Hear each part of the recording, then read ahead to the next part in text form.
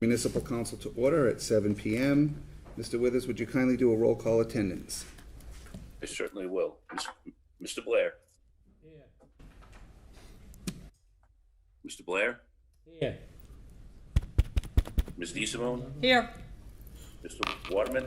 Here. Vice President Jackson? Here. Mrs. Felicio? Present. Mr. Kovas? Here. Ms. Dolan? Here. Ms. Reynolds? Here. Mr. Conti? He's absent. And Ms. Holmes? She's also not here. President Cooper? Here. 9 members are in attendance. Thank you. Would you please stand and join me in a salute to the flag? I pledge allegiance to the flag of the United States of America and to the republic for which it stands, one nation, under God, indivisible, with liberty and justice for all. Thank you. At this time, I have 6 sets of minutes. I'd entertain a motion to approve the minutes of May 11th, May 18th, June 1st, June 8th, June 15th, and June 17th, 2021. Second. Thank you. Motion is in order. Any additional comments or questions? Seeing none, a roll call vote will begin with Councilor Blair. Mr. Blair? Yes. Ms. DeSimone? Yes. Mr. Waterman? Yes. Vice President Jackson? Yes. Mr. Felicio? Yes. Mr. Kovas? Yes. Ms. Dolan? Yes. Ms. Reynolds? Yes. President Cooper? Yes. 9 yeas, 0 nays.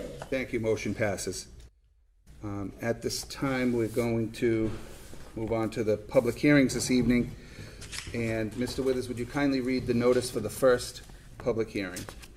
I certainly will. It's a public hearing regarding proposed amendments to Chapter 10 of the revised ordinances by adding Section 10-4.19, obstructing traffic and don't block the box intersection. Thank you. Is there anyone here to speak in favor? Is there anyone here to speak in favor? Is there anyone here to speak in opposition? Anyone here to speak in opposition? Anyone neither for nor against? Mr. Jones, I didn't ask you if there was anybody on the Zoom as a participant tonight. Chief Agnew would like to speak. Perfect, thank you. Chief, thank you for joining this evening. You're up. Evening, sir. How are you? I'm well, thank you. Can you hear me? We sure can. Yes. I'm joining the meeting to speak in favor of don't block the box ordinance. This is, I believe, a vital ordinance for effective traffic flow. As most of you know, the issues with Chick-fil-A have spurred this ordinance and other needs of the city, but it's come to our attention the hard way that we don't have an effective means to prevent such gridlock.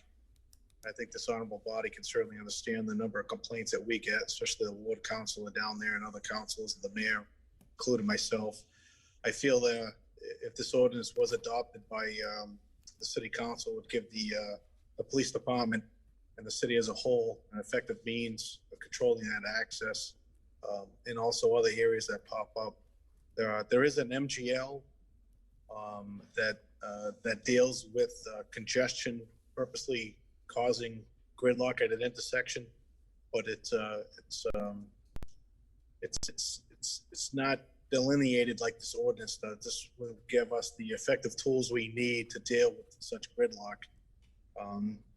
I never seen anything quite like the Chick-fil-A phenomenon, where hundreds and hundreds and hundreds of cars will wait for over an hour for fast food.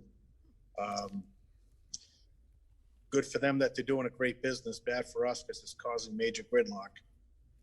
But there's other areas in the city that this would be a benefit also. Currently, we do not have an effective means to address those other drive-throughs, intersections, and what have you. So appreciate the time to speak, and I'll answer anybody's questions that they may have for me. Great, thank you. Any questions for Chief Hegney at this time? All right. Chief, thank you very much for coming this evening. Thank you. Have a good night. You as well. Anyone else here to speak on the ordinance change, or adding the ordinance around Block the Box? Seeing none, Councilor DeSimone, do you see any reason to keep this public hearing open? I do not, President Cooper. Thank you. That public hearing is closed. Mr. Withers, would you kindly read the notice of the second public hearing this evening?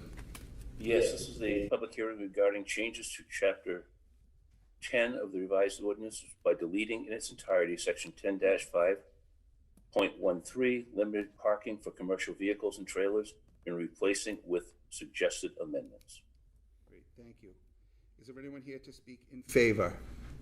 Is there anyone here to speak in favor? Come on up. We just ask anyone here to speak on any matter this evening. You just identify yourself, name and address for the record. Hi, Council. My name is Jamie Termel. I'm a representative from Sterry Street Towing, located at 24 Rice Street, Attleboro, Mass. I wanted to speak a little bit about the change. I believe it would benefit the city in regards to our response times. We have 15 minutes to get out to a police call. We're a local company. Our drivers are local residents. They live in the city. They drive our trucks. Our trucks are all new trucks, quiet trucks. They're not the loud old trucks probably everyone's used to. They have federal and federal standard emissions, DEF systems on them, where they emit very, very lower than pickup trucks for emissions. You know, another thing I'd like to speak about is our drivers assist the police departments and fire departments a lot of the time where minutes really matter. We have many cases where I have two drivers here tonight that are both local residents that work with me, where we have someone trapped in a vehicle, another vehicle, a truck is on top of it, and the fire department cannot get the occupants out of the vehicle until we get there to lift the other vehicle off or whatever is on the vehicle. So again, minutes matter. When the driver has to park the truck when they're on call, either here at the police station or at our shop, and they live in the center of Attleboro, it literally takes them 10 minutes to get their truck, and we only have 15 minutes to get on the scene. So when a driver can bring their truck home when we are on police tow with the city of Attleboro, it would be a big help. Does anyone have any questions for me? Councilor Jackson. Thank you. Hi. Hi. Thanks for coming this evening to speak. You know, since this came about and we knew we were having the public hearing, I try and keep my mind open to anything else that might come before us with regards to a subject. So my question to you is, why doesn't Sterry Street offer your drivers, especially the ones that are on call? And Sterry Street is so much closer to 95 than where most of your drivers probably live. 95 and you know, 295, whatever. So why don't you provide them a sleeping area so they can stay there with the truck? That way, even if you need an extra truck, you know, there's another one right there as well. So the trucks are just leaving right from your place, because you are so much closer than I'm sure that your drivers live to the highway. Yes, not necessarily. We have drivers that live at the Norton Attleboro line. We have drivers that live right in the center of the city here. You know, drivers are human beings too. They want to be home with their family, as much as possible. And another thing is, you know, we have a snowstorm or something like that. They're at home with their family, they get a call, they put on their boots, and they go. So to answer your question, if we did have sleeping quarters at our facility, again, these drivers are strategically placed where one guy is near the Norton line, one guy is in the center.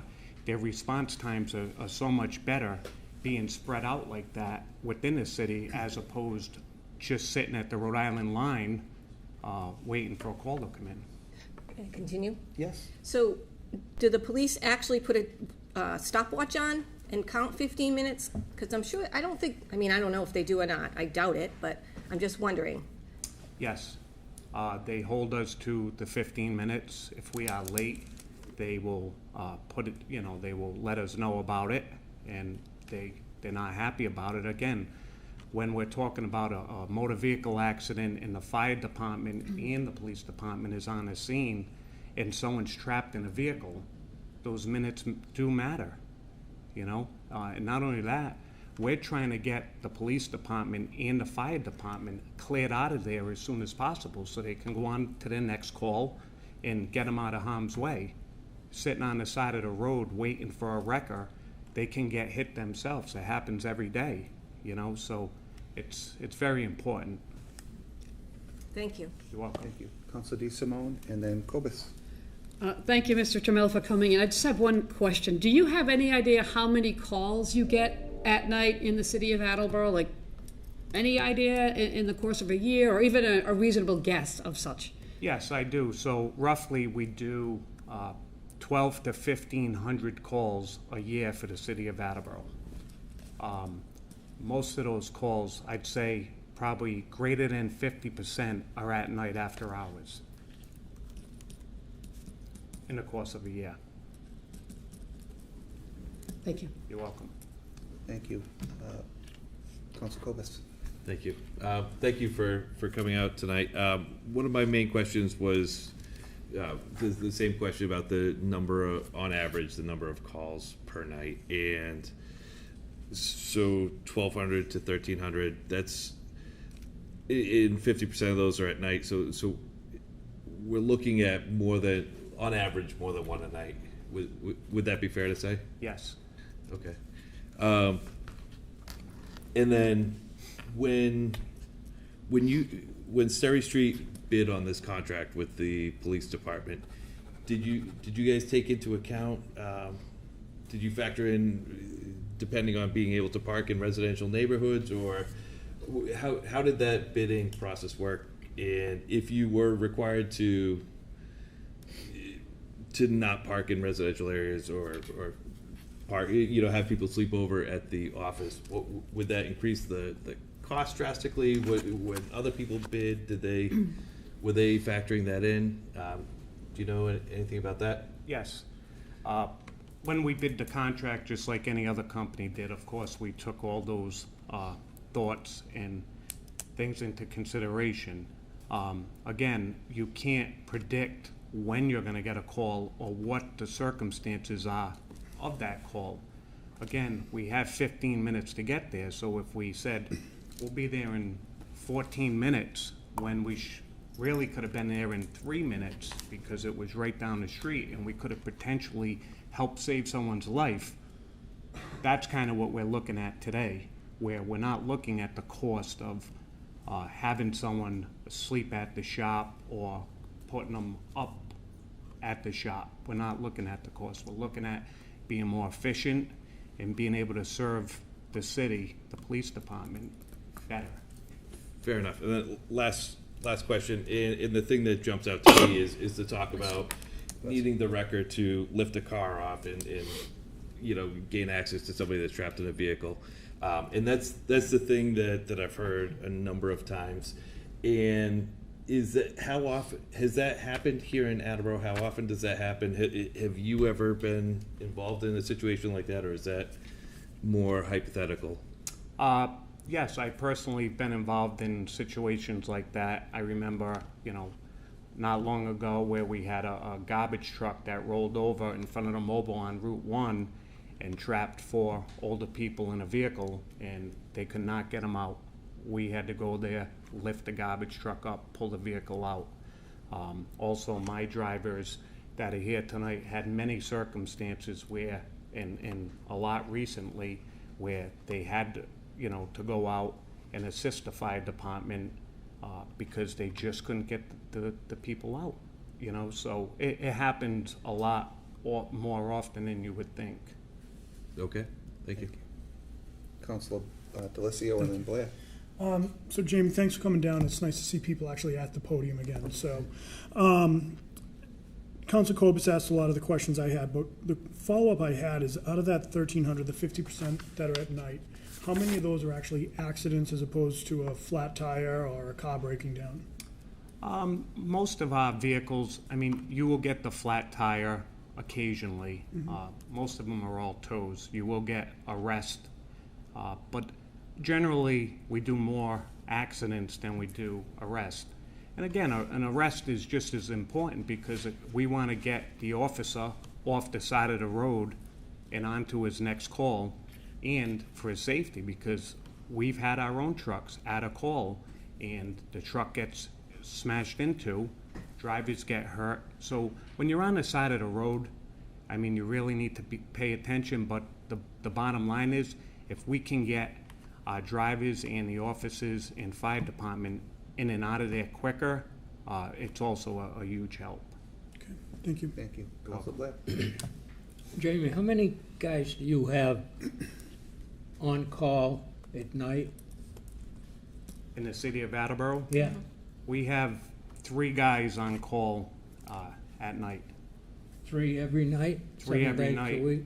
Yes, 7 days a week. Okay, do those gentlemen get paid by the call, or do they get hourly pay? They get paid by the call, so when they go out for a call, they get paid. So there is no, if they don't go out at all, there's no cost to your firm? Correct, Okay. correct. And these vehicles that they bring home, you're saying lift the car off. I know you've got some great equipment. I know your garage, not as good as you, but I know it better than most people sitting on this council. They don't bring those heavy equipment trucks home with them. No, they bring the small flatbeds home with them. They're Okay. not bringing a big rotator or heavy wreckers home. They're bringing the small flatbeds, again, where you have a motor vehicle accident and you can pull the vehicle up on the truck to get it out of the way, or to roll over a vehicle with the flatbed. They can pretty well do everything with the small flatbed. And again, they're newer trucks. They're very quiet. They're not loud. And the drivers all know they don't put their lights on in the neighborhoods. They understand they have neighbors. Well, but you do say that I know the type of equipment you got. So the equipment you need to pick a garbage truck up on Route 1, isn't that a piece of equipment they take home then? Correct, So that piece of equipment has to come from your shop. correct. So you being on scene, definitely going to be more than 15 minutes. I can see a regular driver getting there in 15, maybe. That's pretty tight. I agree with you. 15 minutes is pretty tight, Yes, no matter where you park these vehicles. yes. But I have concerns about that, and I have in the past. And I've always worked with you, Jamie, but I have some reservations about these trucks being parked in residential areas, the property owners themselves, and, devaluations of some property. There's 2 sides of this story, Jamie, so don't take it personal on Yep. my part. Yep. Councilor Kobus and then Councilor Dolan. Thank you. And I think Councilor Blair got to the point that I was trying to clarify, and that being that the flatbed trucks that we're looking to address here are not is it correct that those are not the trucks that are lifting up like the garbage truck and doing that sort of thing? Correct. A flatbed does not lift up a garbage truck. And that's what's All right. currently parked in. Currently, would be parked or could be parked in one of our employees' driveway would be a small flatbed truck. Again, these are the trucks that the drivers use, you know, out of the 12 to 1,300 calls, you know, 1,150 of them use these flatbed trucks to get the job done. When a vehicle is on its side, a passenger car, a passenger pickup truck, and they can't get the occupants out, the flatbed truck is the truck we use to roll it back over or to assist the fire department. When we use the large wreckers, that is for a tractor trailer, a garbage truck, you just don't see that normally happen in a city where you have a tractor trailer rolled over or a garbage truck. Very, very rarely. On the everyday occurrence, on the everyday accidents, it's the small flatbeds that assist and really what we need to get the job done. Thank you. You're welcome. Counselor Dolan? Hi, thanks. How big, when you say a small flatbed, how big is a small flatbed? A small flatbed, it's basically, are you familiar with a small box truck? Yeah, Like a Home Depot box truck? yeah. Well, the cabin chassis looks like the Home Depot box truck, and it's just got a flatbed on the Right. back of it. So 15 feet, 20? So the bed itself is 20 feet long, All right, besides the front. And besides the front. are they diesel? They are diesel. Do they beep when they back up? They do beep when they back up, but we have switches, so if they're coming out of their yard, they push the switch off and it will not beep. Okay, thank you. You're welcome. Thank you. Any additional questions? Counselor Waterman? Yes, thank you first of all, for what you do. Thank you. Have you considered an alternate site, maybe 3, say, alternate sites spread around the city of Attleboro where you might be able to park those trucks? Say a business that has space to do that? I have not looked at other businesses to where we could park our trucks. I haven't. These trucks are very expensive as well. These small flatbeds are $150,000. There's a lot of equipment in them, you know, so there needs to be security and so on and so forth. And that's why, you know, at our shop we have security, and of course the drivers, when the trucks are at home, they monitor the trucks, and some of them have cameras and so on and so forth. But we have not looked at other business sites. Okay, thank you. You're welcome. Any additional questions? Thank you. Thank you, Thank Jamie. you. Is there anyone else here to speak in favor? All right.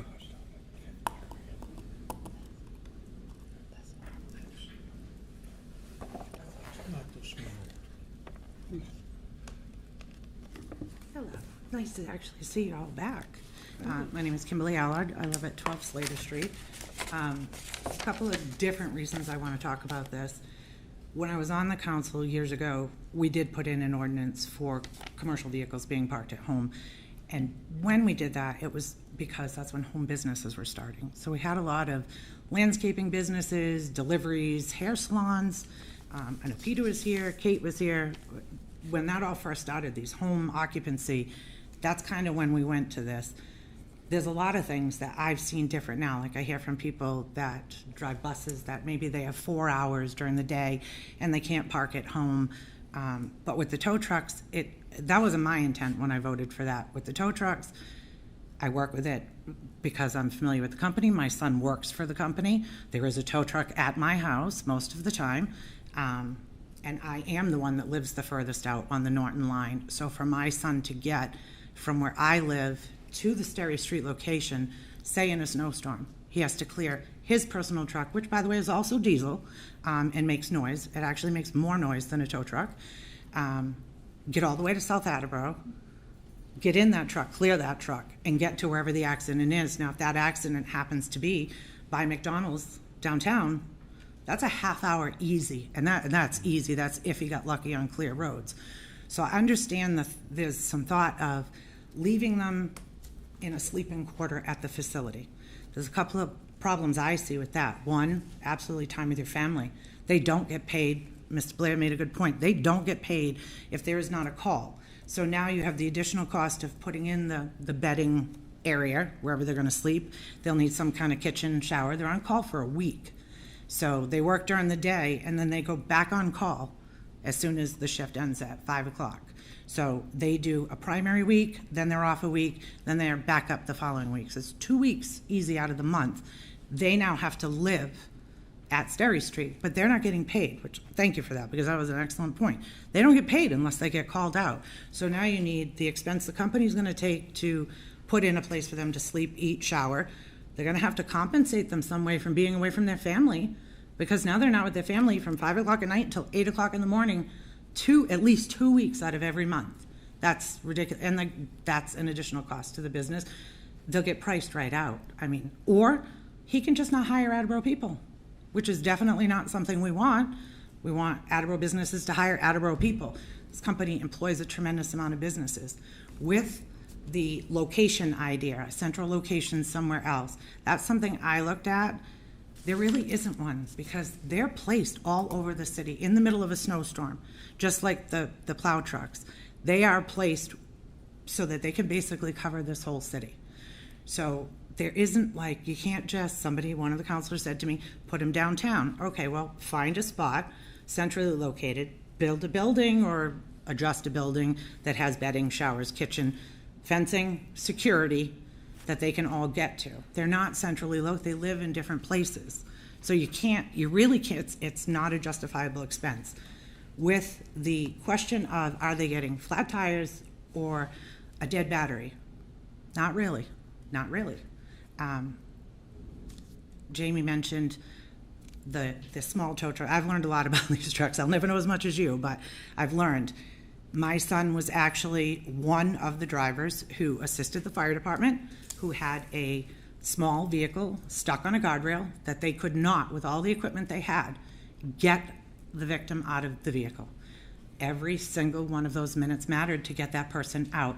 But the tow truck, the flatbed that comes home, is what got that car off that guardrail, that got that victim out. Those minutes are crucial. The Firefighters Union actually sent a letter thanking them for what they did, because it's technically not in their job description. It's not something it's a learn on the job kind of job. It's some of the things I hear that they do are crazy. We had a vehicle literally right down the street from us on the bend across from Metacomet, I believe it is, right off the road, just texting, just right off the road, but it's a bad bend. It's nighttime. It's not great weather. Tow truck yanked it right out the woods. First thing the officer says is, how long do we have to keep the road closed? Because now you have 2 officers closing the road, stuck there, which we don't have enough of them as it is, stuck there until they can do it. So you have an experienced driver there who can get that truck out, pull it right across to Metacomet. The road is open, the officers are clear, the tow truck driver's out of danger, the police officer out of danger. The truck is now on a side street being loaded and all the strapping down and all the things that they do. They do amazing things with these trucks, but that time is crucial. And the police chief there's only one driver who actually has complaints, and the police chief offered a temporary solution of that driver leaving his truck at City Hall when he's on call. Well, that's good temporarily, but you have liability to the city because he is parked here, either his tow truck or his personal vehicle. And we have cruises going in and out at night, and he's got to go in and out every time there's a call. That's a danger. We can't park them all here. It's not convenient for everyone. Again, he's going to leave his house if his car's covered with snow. Clear his off, get here, clear the truck off, get in the truck, try to get out of the parking lot. Is the parking lot clear? Are the cruisers in the way? He can't be in the way. It's a big truck. I mean, it's a lot bigger than a cruiser, so it's not a long-term solution. So I don't always love exceptions either. However, it's stated in so many things that if you read it, anyone who's contracted, any auxiliary vehicle, company, or whatever that is contracted with a public safety department becomes part of the emergency response team. And that is exactly what the fire department said in the letter that they sent to Sterry Street, thanking these drivers for being there, being professional, and being part of the emergency response team that got that victim out of that car. It couldn't have been said better, done better. So I do understand, and I understand other people, the bus drivers are going to ask, other people are going to ask. This is crucial because we don't have a place to park the vehicles. The one driver was threatened with fines. I talked to the building inspector 100 times. He said he cannot drive around the city and actually fine every commercial vehicle that there is. But if he has to start fining them, he has to do that because they're everywhere. We have Asians tow trucks. We have out-of-town tow trucks. We have all kinds of cleaning companies, delivery companies. They're all parking their vehicles at home. He's literally going to have to go out and do that to everybody because it's a violation. Every single one of them is. It's not just the tow trucks. It's being violated everywhere. So there's a bigger issue if this relief, I don't think it should be for every tow truck. I think it should only be with someone who is contracted with the police department. The police chief supports this. He needs them there, and he can give you all of his own reasons, but if you're contracted with the city, you've got to be able to respond, and they have to have their equipment with them if you want them to respond appropriately. So I just ask that you think about that, and you think about if it was you or your family, every one of those minutes is going to matter. I know that I want that equipment there, whether it's police, fire, or the tow truck that I need. I want that there as fast as it can get there. And I do have to say that, like Jamie said, police, fire, tow trucks, they're hit every day. And I can tell you how scary that is because my son was one of the trucks that was totaled while he was on a scene. And that is just not a phone call you want to get. And it is not something you would think, I wouldn't think a truck like that could get taken out by a small little work truck. But it can if hit right and rolled up the side. They're at risk. So the quicker we can get them off the side of the road, all of them, the better it is. Because I don't want one of those calls to be that something has happened to one of them or an officer or a firefighter anywhere. But it does happen every day. So it's real and it does happen here. And it is mostly accidents here that they're responding to. Thank you. Any questions for Ms. Allard? Thank you. I know they have some of the Thanks, drivers Kim. in case you wanted to talk to them. Okay. Is there anyone else here to speak in favor?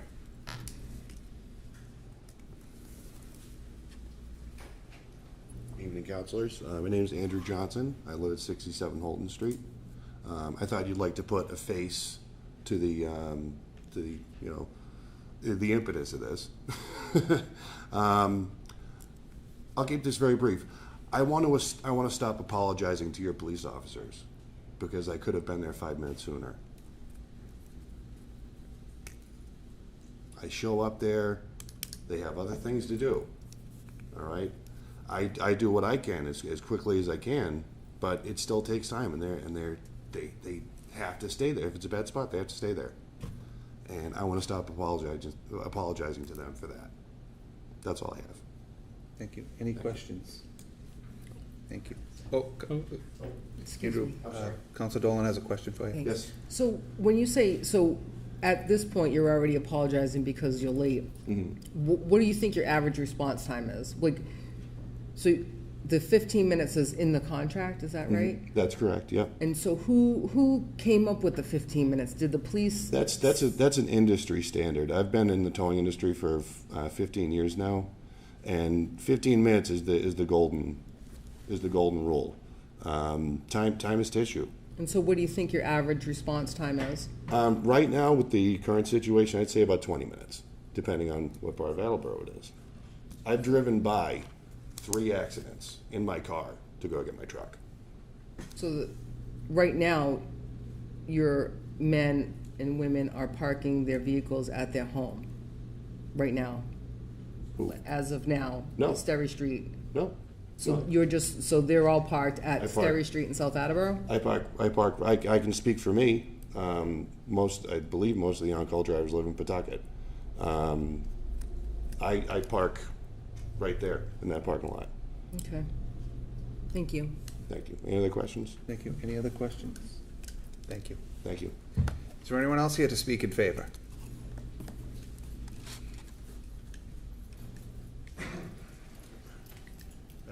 My name's Jacob Allard. I live at 12 Slater Street. I'm also a driver for Sterry Street.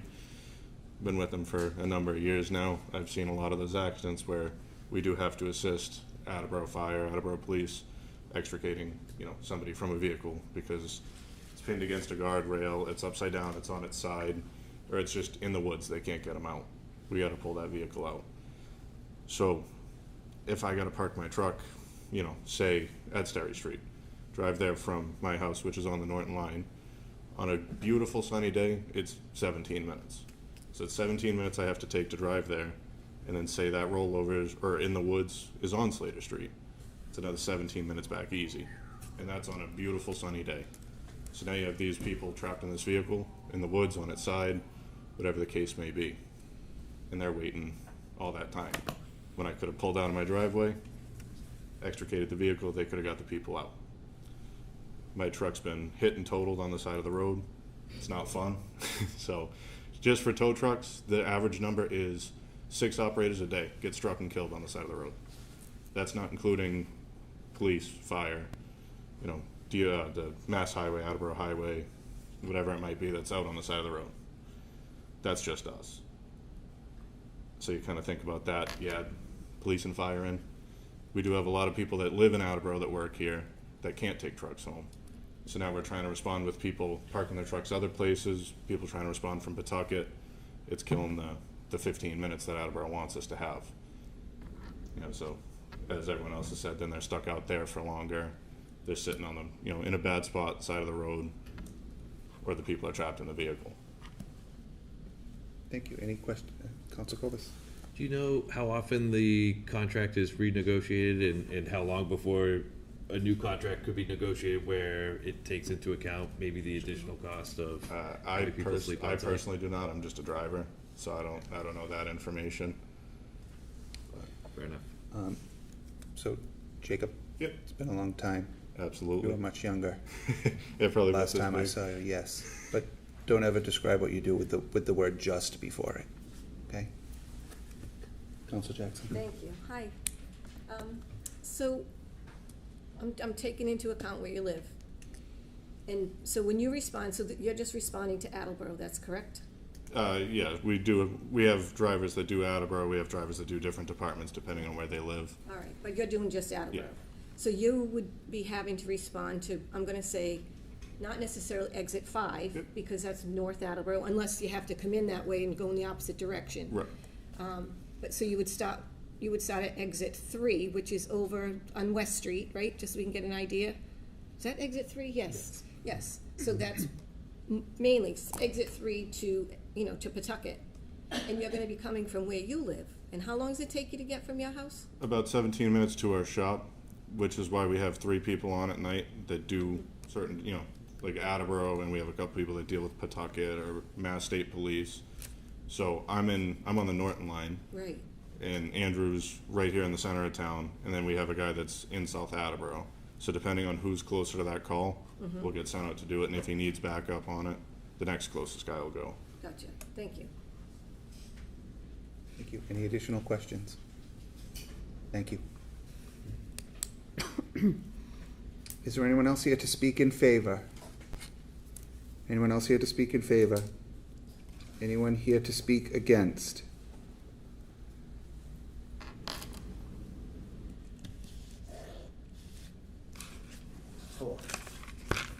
I'm Bob Johnson.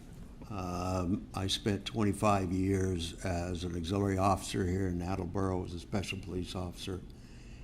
And I spent 6 years or 8 years on the Traffic Study Commission, so I know quite a bit about Attleboro and what's going on.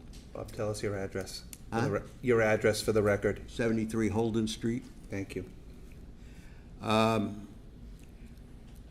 lived at Holden Street for 40 years. I've been down here a number of times because Holden Street seems to get all the garbage traffic in the city. Every bit of it goes down Holden Street. We get big transfer trucks or semis, we get box trucks, we get haulers, we get landscaping trucks with their noisy trailers. We get it all. And we get it day in, day out, morning to night. And nothing's ever been done. Nothing can be done, is what I hear. And it's a residential area. It's a residential street. It's zoned residential A, to my knowledge.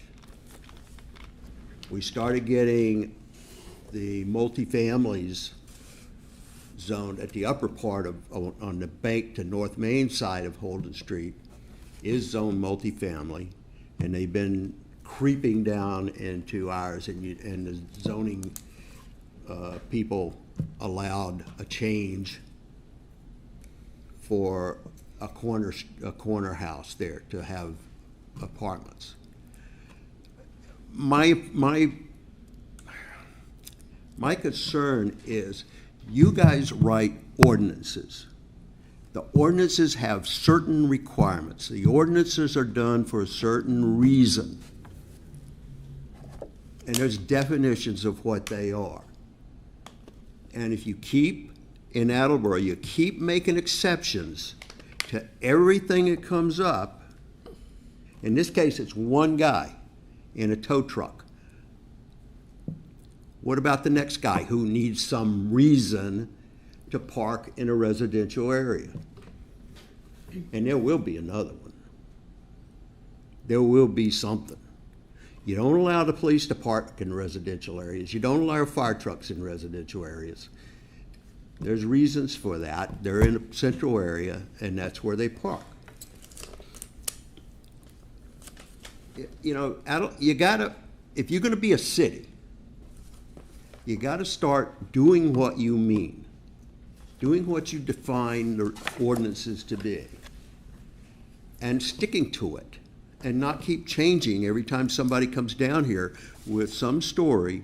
And again, I have nothing against tow trucks. I understand what they do. I've seen them in action. I've seen the police in action. I understand all that. But you need to come up with some other solution. Because residential areas, what are you going to do? You're going to put one in that brand new development on Pleasant Street, right before Norton Line? I don't think so. You're going to put something in where people are buying $700 and $900 houses? I don't think so. But Holden Street, I don't know, maybe we don't have $700 and $800 houses, but I like my house. I've lived in it for 40 years. I've lived in Attleboro for 40 years. And I don't like it knocked down for every little thing that comes up in the city.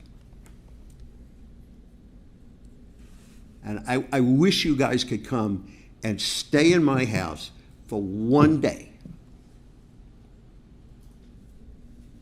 Because none of the landscaping trucks secure anything in their trailers.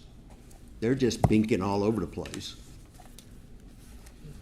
The transfer trucks are all coming down Holden Street, they're using Jake brakes and engine braking, whether it's legal or not, they're doing it. And quite frankly, he said there's tow trucks all over the place. She said there's tow trucks all over the place in Attleboro. If there is, you people ought to be out finding them. Because it's an ordinance. You have an ordinance and they need to be enforced. Right now, the city is not enforcing the traffic laws. The city is not enforcing the handheld phone ordinance law. I can ride around the city and I can tell you, and within 30 minutes of leaving my house, I can find 10 people on the phone talking on the way to somewhere.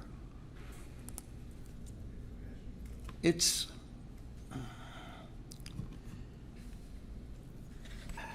ridiculous. Quite honestly, it's ridiculous. Residential areas are residential areas. That's why people move into them.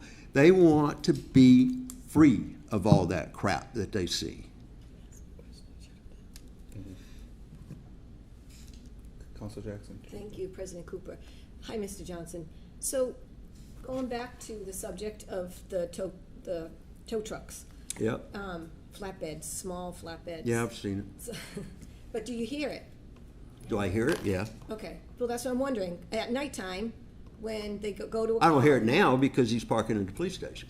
Okay, But when he was parking in the street, yeah, that's what I'd like to hear you tell me that story. yes. You do? I used to hear, until we started complaining, we used to hear the backup alarm Okay. and the lights. Now, the backup alarms, they say they cut it off. It kind of disregards the intent of backup alarms, but whatever. Okay, that's what I wanted to know. If you were hearing, if you were seeing the lights, if you knew when, every time it was going out. Oh, you can't help but see the lights. The lights are yellow, bright, just like seeing a cop car coming down Holland Street. Okay. Again, it's not conducive for that kind of thing. I've had 9 cars totaled on Holden Street. 9. Since I've lived here. Holden Street is not a street that you want to park on. It's not a street that you want to back out of a flatbed truck on because he's got to back it in. People are crazy coming down Holden Street. And it's not a safe. It's probably one of the worst streets in Attleboro as far as I can see. Thank you. Any other, Councilor Blair? Just one question, just for clarification. Yeah. You're standing at that podium saying you believe the ordinance the way it is the way you'd like to see it? Yeah, if it's the one I'm thinking about, it's the one that we originally, the people that lived on that Commercial street. vehicles, in your opinion, It wasn't, they don't belong in residential no, they areas? don't. None of them.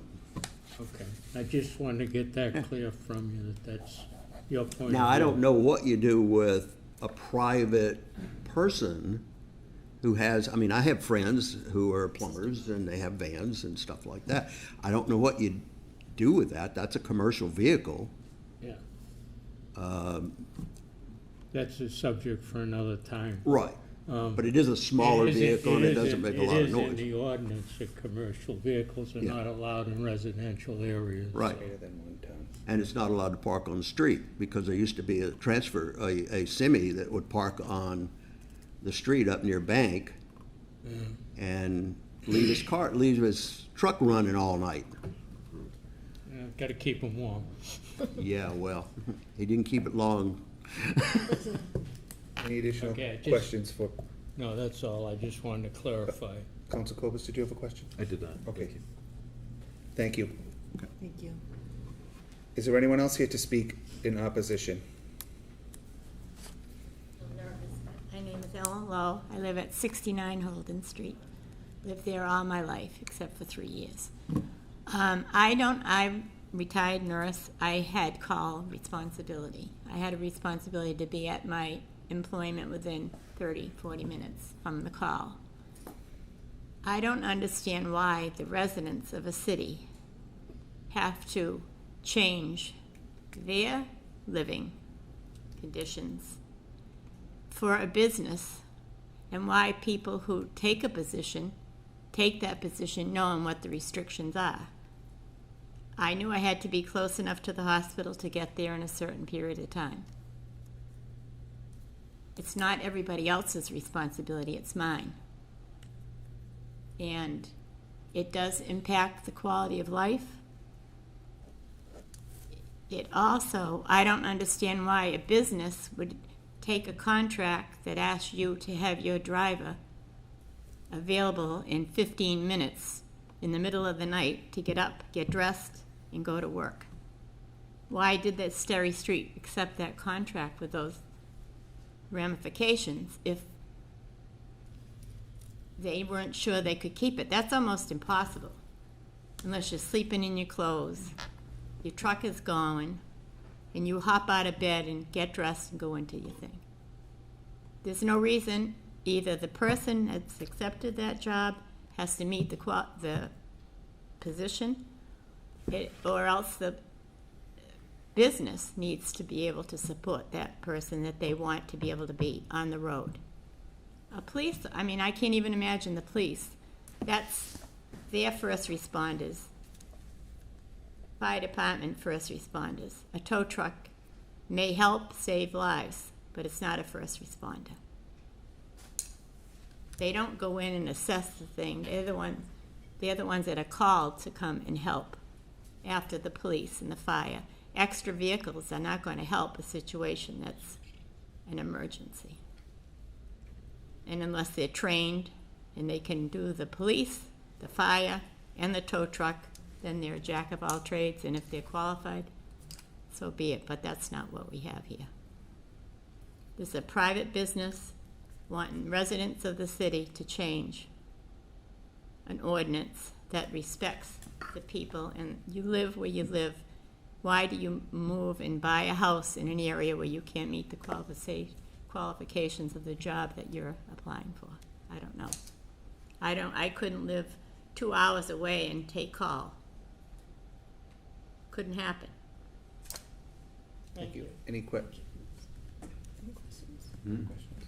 Anyone else here to speak in opposition? Anyone else here to speak in opposition? Anyone here to speak neither for nor against?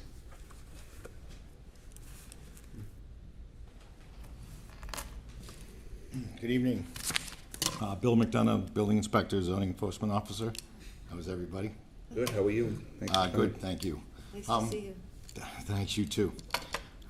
First, I want to start off by I sympathize with both parties here, and I would think that you guys do as well.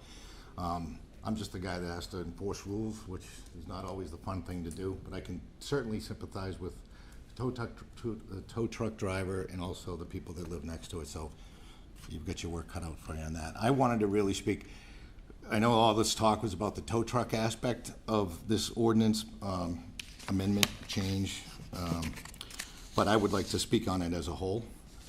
We've gone, first of all, the ordinance that is spoken of that doesn't allow you to park commercial vehicles in residential zones, it's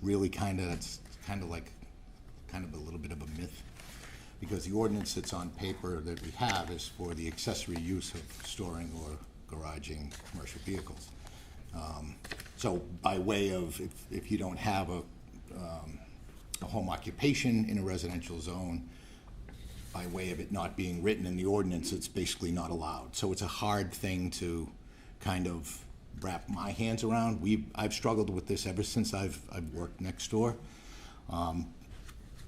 And so, because we've never had a definition in the ordinances for commercial vehicle. It's never existed.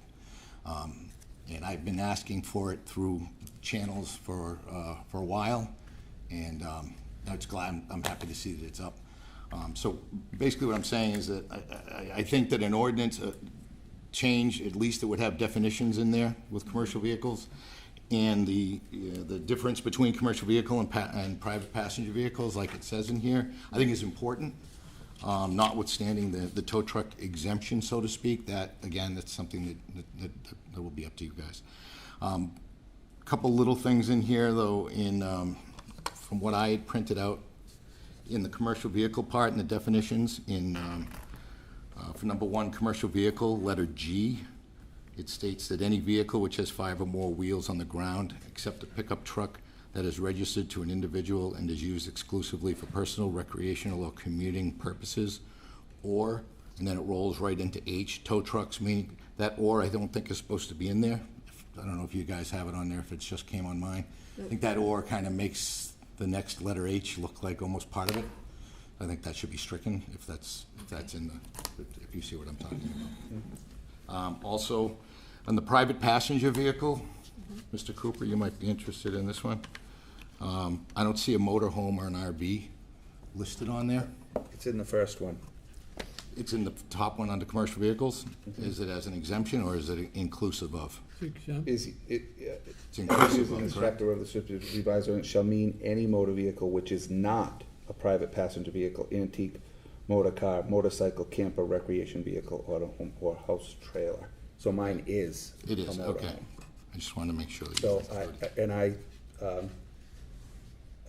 since you brought it up, yes, I have a 45-foot diesel bus motorhome that I park from time to time in my driveway.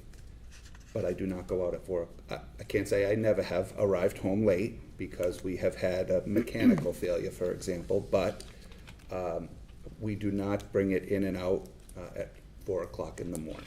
I just want to make sure everything was covered. Yeah, no, I Looked at it. was quick to look at that. And if it's a problem, I'll find another place for it. What I'm more worried about, quite frankly, since you brought it up, is my truck, which is a... How many wheels? 4. It won't, it But it's a half- it doesn't fit, though. I mean, I think it's in there as a, even though it's a curb weight of what would be higher, I think So that, where it gets me, number 2 gets me, it's a 2500 GMC commercial vehicle, because that's what the registry calls it. right, but it does say in G of commercial vehicle, any vehicle which has 5, okay, that's 5 or more, okay? Yeah, so my truck is a, it's not a diesel, but it's a 2500 GMC that requires a commercial inspection sticker because that's what the Registry of Motor Vehicles requires it to have.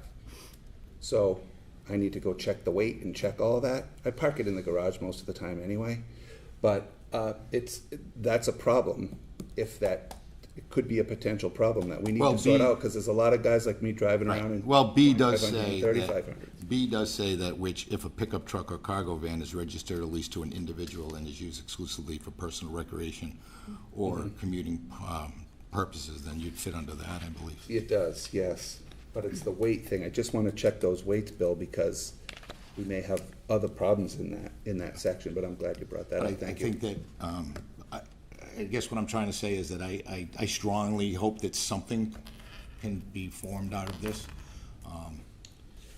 You know, at the end of the day, I would hope to see some kind of a definition in there of commercial vehicles.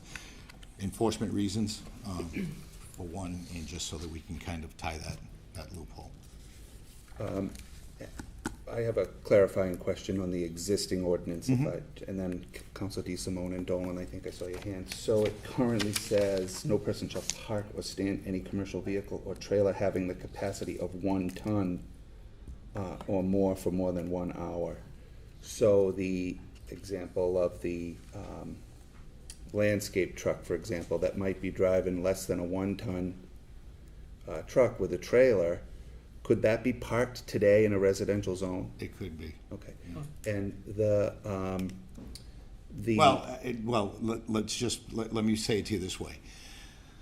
There's standards that my department has gone by because we have not had definitions.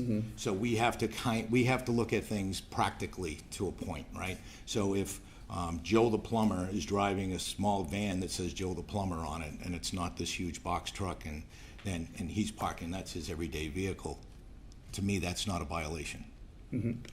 But I've had to make those determinations because I don't have a definition. It's not clear enough. So I try to use my best judgment in these type of situations. Okay, thank you. Council DeSimone? Yes. Bill, thanks for coming down. Sure. So as you know, we worked on the ordinance as it currently stands. So I'm curious to say that you have concerns about it, and I want to let you know that I am open to revisions. I thought we had an understanding and agreement of where we were, but if this does not comport, I'm certainly open to hearing more from you about the changes you might want to see in here, because I wasn't aware that you had concerns. No. Okay. My concerns, I don't have concerns as written. The one thing was, I think it's a typo, right, at the end of the Well, letter tow G. truck exemption aside, I know you're not here to speak to that part. Right, but everything else in there, the one thing that, when I brought up about the RV was, Right. I read it 3 or 4 times, and it hit me today, so that's why I didn't go back and forth with you on that. But other than that, I'm okay with the way that the whole thing is written. I'm And I fine. say that respectfully because you're the one who's going to be out enforcing it, so I want to make sure Well, it's the something. police are actually Okay. going to be, because it's nice enough that the police are now going to be in charge of this and not me. Fair So this enough. is taken, actually, the part of it that still would stand is you could still, if you had a landscape business and as a home occupation and that was approved, you could actually get a special permit to still park commercial vehicles in a residential zone for an accessory use. So if you have the okay to have a landscape business, if you went in front of the board and you were able to get a special permit to have a landscape business, as a home occupation, or whatever the plumbing service, whatever, right? But you have a commercial vehicle, you can go in front of the zoning board and seek a special permit to be able to park a commercial vehicle, and they can put ramifications on that, and they can put restrictions on it. They can't do that, like with the case of this gentleman, it's not an accessory use, so he doesn't have the outlet to get a special permit for that. Understood. Thank you, Bill. Council Blair? Thank you. Bill, do you get a lot of complaints about commercial vehicles, plumbers, landscapers, carpenters, whatever, that's running a truck and they park in a residential neighborhood? And honestly, no. Honestly, no. We do get them. I get far more fence complaints than I do. Excuse me? I get far more fence complaints than I get commercial vehicle complaints. Do you find, excuse me, do you find that these vehicles that you don't get complaints on, those small trucks and whatnot? I'm not saying a landscaper with a trailer should be parking in the residential area, but the person who's driving a pickup truck or a van, you know, and he's not a home occupation, because a plumber isn't a home occupation, in my opinion. Well, it could be if He's not doing the repairs in the house, so. No, but typical, a lot of their offices, they work. If their office is out of their house and they don't rent a building, then that would be considered a home occupation. But the way the law is now, commercial vehicles are not allowed in a residential area. Which law is that? On the books, in our ordinance. Okay. We went through this with Doug before. You know, we're trying to come up with a weight limit. I understand. That's why it needs to come, because if you can show me that ordinance, I'd love to see it. I would. Can't park a trailer truck in a residential area over a period of time, correct? Correct. It's greater than a ton. Dump trucks? But, hold on one second, but the reason for that is because of it's greater than a ton. In our ordinance? Yeah. Yeah, because it's considered a heavy equipment. Yeah, if it's not heavy, if it's under the heavy equipment part of it, heavy vehicle thing, then it's. What's the heavy vehicles, 10,000 pounds by the state? Am I correct? It's commercial, anything over 10,000 pounds? Per statute. 65, I think. 6,500, I believe. Well, it's defined in our ordinances. We do define heavy commercial vehicle in the ordinances. Is what? I don't have the ordinances in front of me, but I know it's defined, whereas commercial vehicle wasn't, which is part of their impetus for this. Right. It's two separate. Yes, they're two separate things. As heavy commercial vehicle is not the same thing as a commercial vehicle. Right. Yeah, we spell out heavy commercial vehicle in our ordinance currently, but we don't spell out what a commercial vehicle is. We went around it with Doug. There was livery vehicles that there was problems with, that there was parking limousines and limousine vans and things like that. Doug actually went against that and it turned around on him, and it got overturned because it was a livery. It was strange. That was where it started. Then the bus situation came into play, and I was in business all my life, right on Pine Street, and I've lived in some decent residential area. Never brought a truck home that was leaded. Never had it overnight in the driveway. Always drove a truck that would have been used for residential purposes like Mark does. Mark's truck doesn't meet the standard, 10,000 pounds, right, Mark? No, but it's passenger vehicle, so it's registered as a passenger vehicle. Yeah, it's not registered commercial, so. Right, but the registry classifies it as commercial due to the weight. Yeah. It needs to be tweaked, and it needs to be tweaked right. And we'll do that at the committee level. What I was trying to get out, if somebody's driving a commercial vehicle and he's parking in a residential area overnight, that's got commercial plates on it, and he's parking in a residential area overnight, if he's a good neighbor, he don't get complaints. But the way the law is now, if he's not a good neighbor, there's an avenue for those neighbors to take care of it. Yeah, but we can't look at just the commercial plate aspect of it, because there's just regular pickup trucks with commercial plates out there. You know, Should be. I always had to pay for a commercial plate. yeah, but I'm just saying that I don't necessarily, a commercial plate doesn't tell me that it's a commercial vehicle as far as an ordinance should read. Because, like I said, your pickup truck could be a commercial pickup truck. Yeah, a car could be a commercial Right. vehicle. So I'm not gonna draw that line to not let you No, park, you know what I mean? we went through that. I mean, a car could be. A guy could be selling, working for a company that's got a sign on the door. And legitimately, it's a commercial vehicle. It's got to carry those type of plates and that type of registration. But it's a fine line for you to have to enforce, because a lot of it's being abused throughout the city. And what I brought up was, if the guy's a good neighbor, normally you don't hear a complaint about it. Right. If he's not a good neighbor, you're gonna get complaints. Well, that's with anything, though. Yeah. It's neighbors. Thank you. Vice President Jackson and then Council DeLucia. Thank you. Before you go, I just want to confirm something, Bill. First of all, hi. So my husband bought a ladder truck. So you're the first person I'm going to call. If A he ladder ever- truck, like engine one? No, bigger, ladder one. Like ladder one? Yeah, like a big one like that. Okay. So if he ever brings it home Yeah. and parks it in my driveway, I'm calling you first. You're going to make him get it out of there, right? Yes, All right, thank you. He won't bring it home, though. Council DeLucia.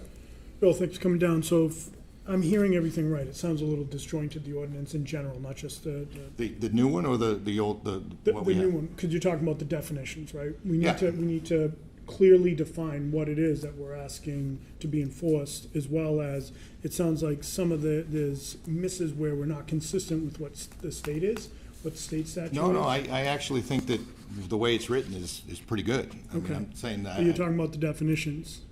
I'm saying we need, yeah, that's what the ordinance really is. It's definitions is really what the change is, and that's what's here, and I think that it's done very well. I think that, like Kathleen said, that we've worked a little bit together on it, Yeah. and we bounced things back and forth, looked at other municipalities and looked at what they had. Yeah.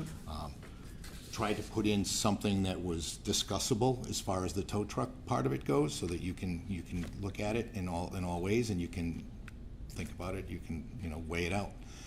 I think that it's something that should be looked at for sure. Right, so I misunderstood. I thought you at one point said that you were looking for clearer definitions. No, So no, that's no, where well, my- no, That's where I'm my saying confusion that. came in? What I'm saying is that, let's just say the tow truck thing doesn't get approved. I don't want, my hope is that the whole thing doesn't get just blown up. It's just that you can work something out of it and still get a definition in there, is what I'm trying to say. Thank you for that clarity. Thank you. Council Reynolds and then Cobus, did you have a question? No, I just. So it's good to see you, Bill. So I have a question as we've all been discussing this, because it's not about tow trucks, but it's similar. They're big commercial vehicles. And I realize they're not supposed to be in someone's driveway in a residential area. But then I believe by the way this is written, they can turn around and park on the street in front of their house or in front of someone else's house on the street, based on what we have here. No, I think that it's in the zone. The street's still in the same zone. If it's a residential zone, you wouldn't be able to park in the driveway or on the street. Well, so then I think there are I know of several problems, and I actually asked a couple of these to some other people, not you, Bill, but was told they can park on the street anytime they want for as long as they want. No, that's actually currently in the ordinance on the parking part of it through the police department. That's not something that can be done by right. Okay, so I would ask, I'm going to ask Kathleen, and I would like to speak to some of these too, because I do have a couple of issues here in South Attleboro where people are parking trucks, business trucks, with not a lot of writing on them, but they're 30 feet long and they're easily 18 feet high, maybe higher. And they're parking in their driveway, and also, when I said you can't park in the driveway, they're parking in front of their house. and blocking their house, and if they don't park there, they're parking in front of somebody else's house. And I was told that was okay, and I don't understand why it was okay, but now you're telling me it's not okay, so I'm going with that. Yeah, I think.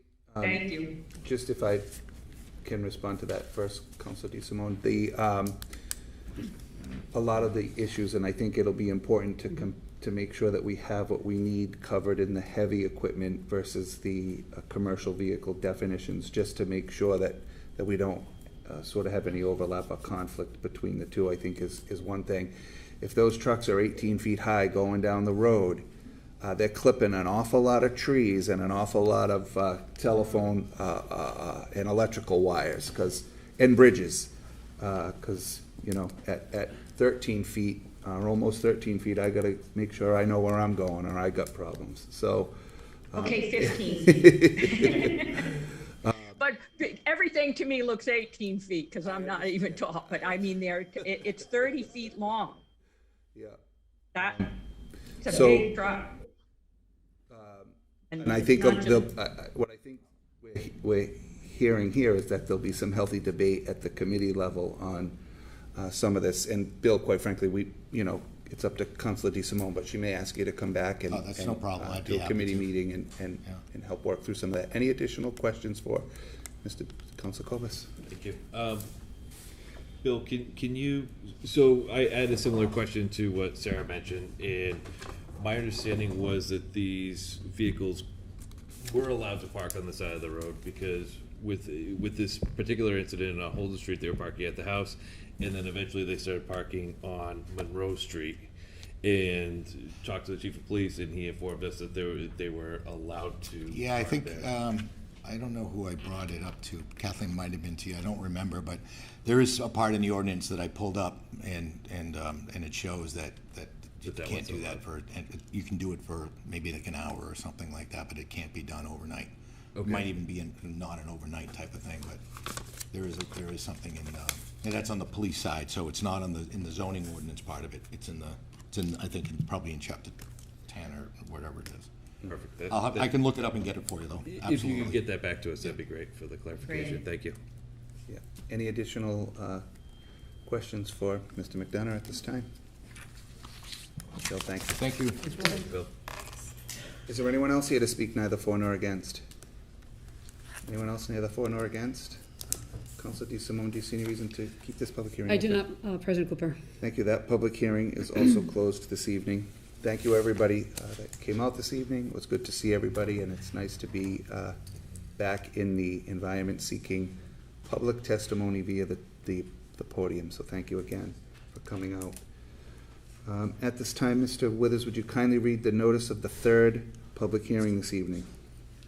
Yes, this is a public hearing regarding the request to waive certain permit fees as an in-kind donation for the construction of a new domestic violence shelter in the city. Thank you. Is there anyone here to speak in favor? Is there anyone here to speak in favor? Anyone to speak in opposition? Anyone to speak neither for nor against? Jim, is there anybody on the participant list that? There is not. Okay, thank you. All right, Councilor Waterman, do you see any reason to keep this public hearing open? I do not. Thank you. That public hearing is also closed.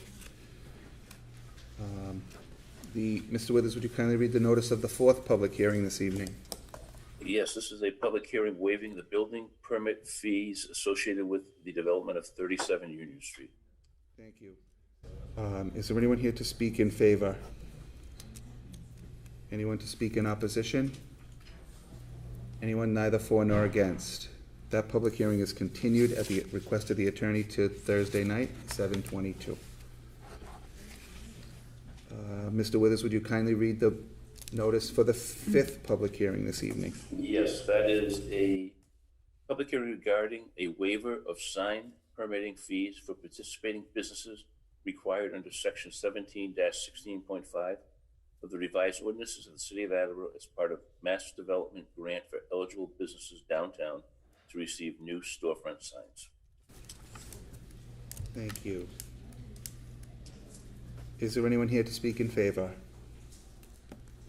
Anyone here to speak in favor? Anyone to speak in opposition? Anyone neither for nor against? Seeing none, what committee did that go to? Zoning and land use? Budget? Yes, it did. Council Delicio, do you see any reason to keep that public hearing open? I don't. Thank you. That public hearing is also closed this evening. We'll move right along to the mayor's communication. Okay.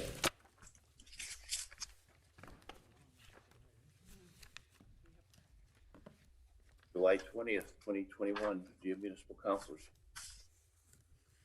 I respectfully submit for confirmation by your honorable body the appointment of Heather Whitehead, 1350 Park Street, to fill an unexpired term on the planning board, term to expire February 2023.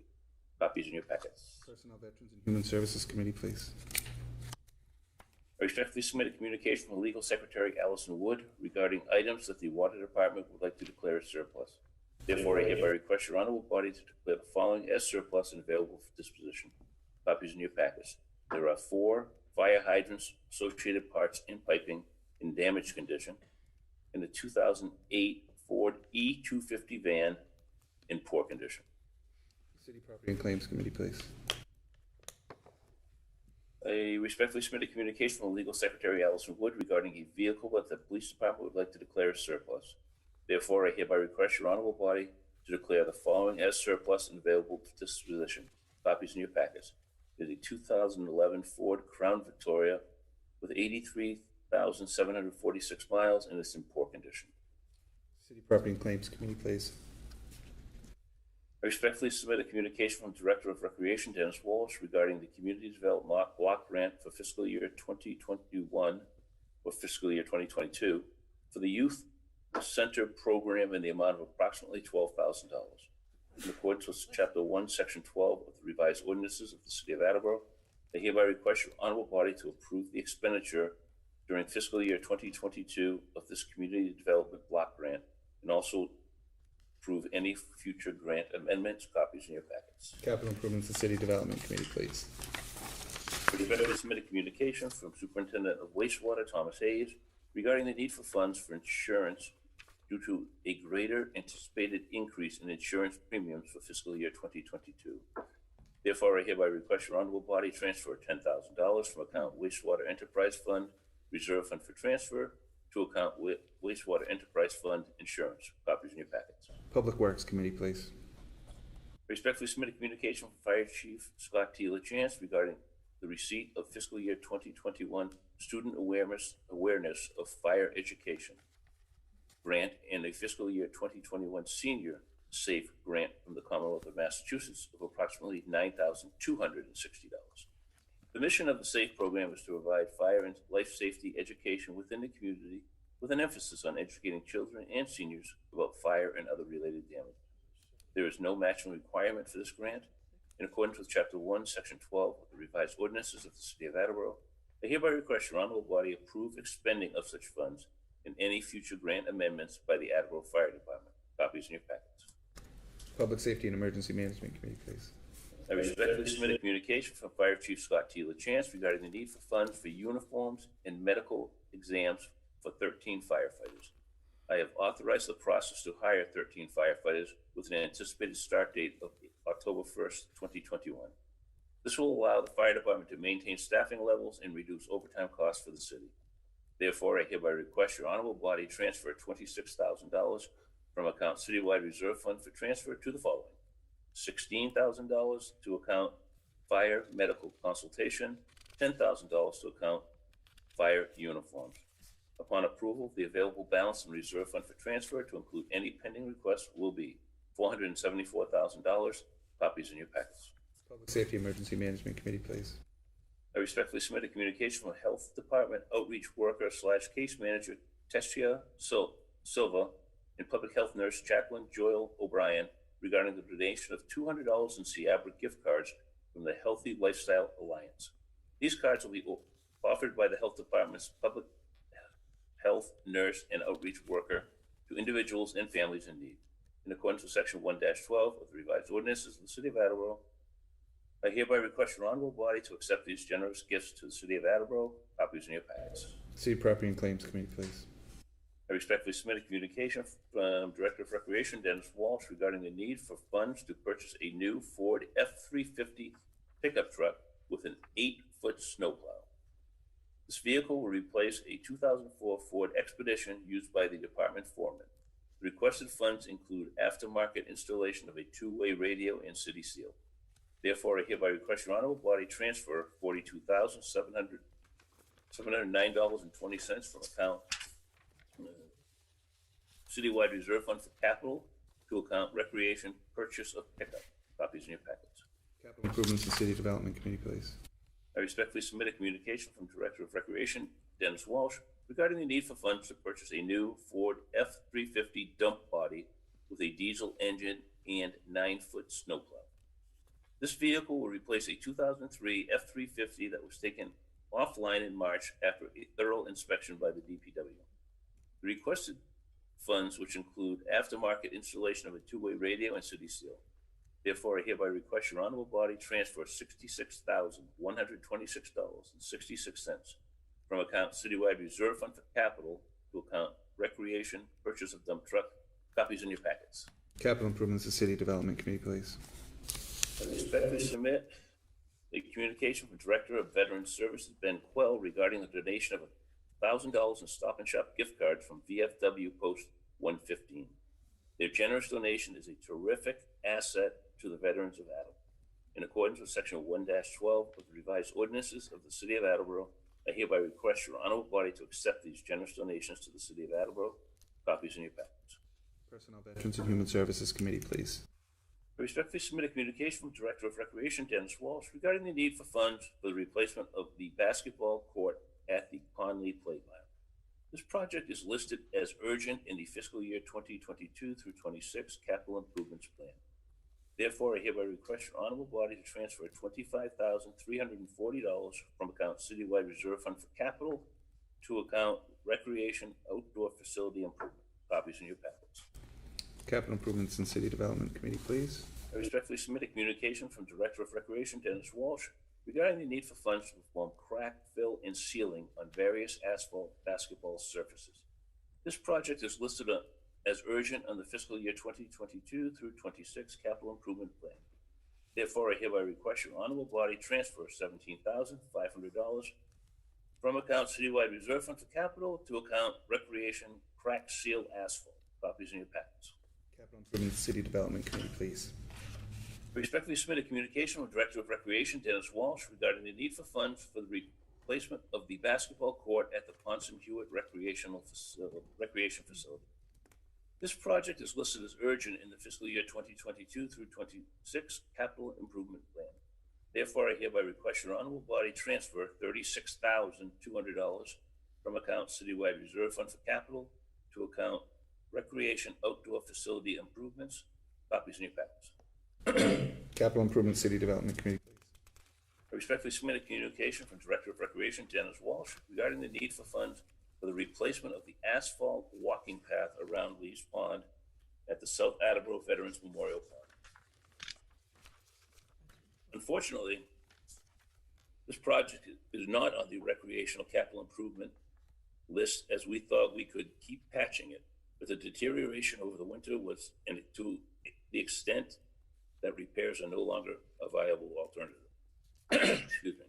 Therefore, I hereby request your honorable body transfer $42,500 from account Citywide Reserve Fund for transfer to account Recreation Asphalt Walkway.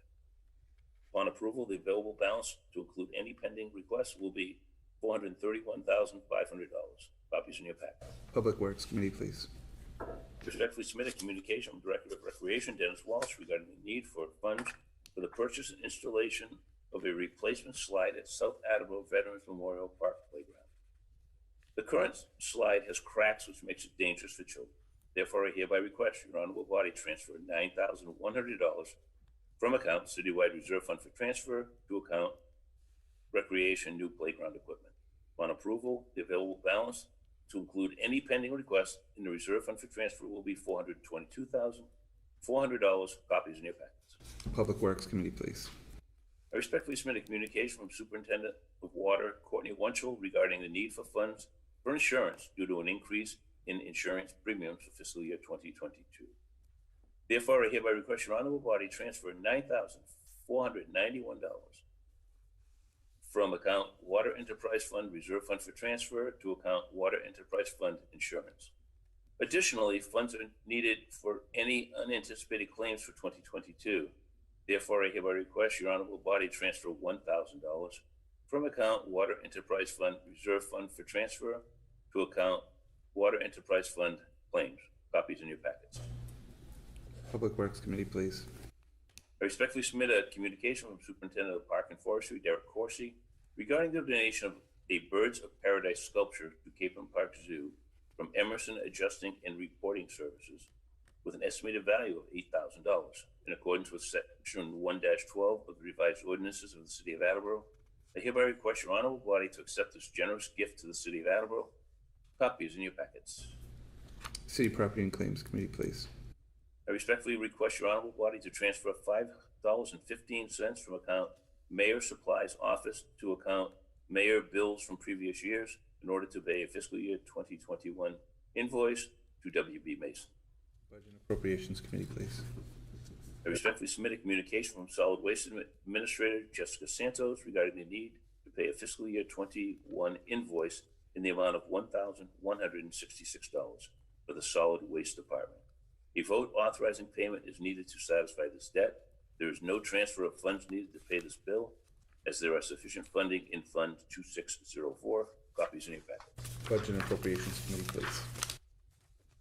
For your information, I regret to inform your honorable body that we have received the resignation of Ashley Stewart from the Council on Human Rights. Please join me in thanking Ms. Stewart for her service to the city.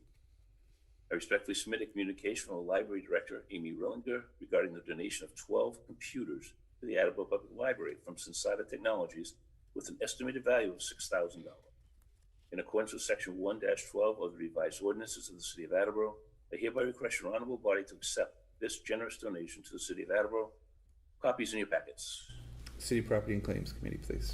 I respectfully submit a communication from Chief of Police Kyle P. Hegney regarding the anticipated receipt of fiscal year 21 911 training grant from the Executive Office of Public Safety and Security, or EOPSS, in the amount of approximately $304,879.01. Monies from this grant must be expended no later than June 22nd, 2022. Please note this grant follows the reimbursement protocol and there is no matching requirement. In accordance with Chapter 1, Section 12 of the revised ordinances of the City of Attleboro, I hereby request your honorable body approve expending of such funds in any future grant amendments. Copies in your packet. Public Safety Committee, please. I respectfully submit a communication from Superintendent of Park and Forestry, Derek Corsi, regarding the need to pay a fiscal year 21 invoice to U.S. Bank National Association in the amount of $336. A vote authorizing payment is needed to satisfy this debt. There is no transfer of funds needed to pay these bills, as there is sufficient funding in Fund 2607. Copies in your packets. Public Works Committee, please. I respectfully request your honorable body to transfer $75 from account citywide postage to account citywide bills from previous years in order to pay a fiscal year 2021 invoice to FedEx. Budget and Appropriations Committee, please. Sincerely, Paul Heroux, Mayor. To the clerk's communication. Okay, we have several today. The first one's a letter from Attorney Brian Hatch in support of proposed Wetland Protection Ordinance Amendments, Section 18.1.8. Thank you. Ordinances, election. We also received a letter from John Case against the proposed amendments to the Wetland Protection Ordinance. Both of those go into the Ordinance and Elections and Legislative Right, Matters sorry Committee. about that. That's okay. Yeah. We received an email invitation from Linda Cobb regarding a meeting at Sandcastle on Monday, July 26th, 2021 to discuss sale of the complex. Copy to all councilors. Yeah. We received a request from Attorney John Jacoby asking that the 37 Union Street public hearing be continued until Thursday, July 22nd, 2021, due to a conflict with scheduling. Zoning and Land Use Committee, please. And we received a request from National Grid and Verizon to install pole 16-50 with an anchor along Commerce Way to provide service for a solar array located at New England Sports Village. Public Works Committee, Council Jackson, would you like to have a public hearing September 7th? September would be great, thank you. Thank you. We'll have a, I hate these roll call votes. I gotta flip a page back. I thought we were past roll call votes for everything now that we were. Yeah. Who did I leave off? Yeah, that needs roll call. Beginning with Councilor Dolan.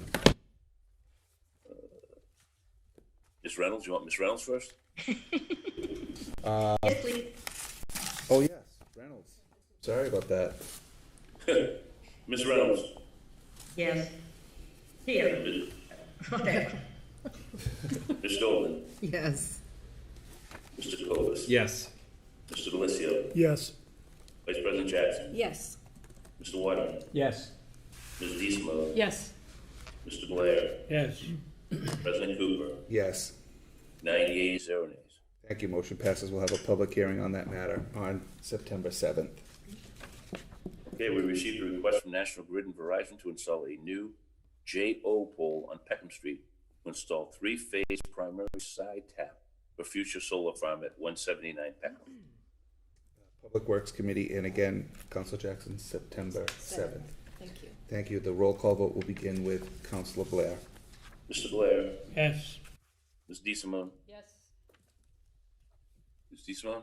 Yes. Oh, sorry. Mr. Waterman. Yes. Vice President Jackson. Yes. Mr. Delissio. Yes. Mr. Colas. Yes. Ms. Dolan. Yes. Ms. Reynolds. Yes. President Cooper. Yes. 9 yeas, 0 nays. Thank you. We'll have a public hearing on that matter on September 7th. Okay, we also have a request from National Grid and Verizon to install a new 45-foot pole P6369 and P6370 on Richardson Avenue to be used to supply future solar farm with 3-phase overhead electrical service. Public Works Committee, and again, September 7th for September that. 7th. Thank you. A roll call will begin with Councilor Reynolds. Ms. Reynolds. Yes. Ms. Dolan. Yes. Is that a yes? Yes. I'm sorry. Mr. Cobus. Yes. Mr. Delissio. Yes. Mr. Waterman. Yes. Vice President Jackson. Yes. Ms. DeSimone. Yes. Mr. Blair. Yes. President Cooper. Yes. 9 yeas, 0 nays. Thank you. Motion passes. We'll have a public hearing on that matter, also on September 7th. We also have information and details from Economic Development Director Catherine Furyk pertaining to the building permit fee waiver request for 37 Union Street. Zoning and Land Use Committee, please. Attleboro. Thank you. At this time, I'd entertain a motion to go into committee of the whole. Second. Thank you. Is there anyone here that would like to address the council at this time on any matter of city business? Please come to the podium.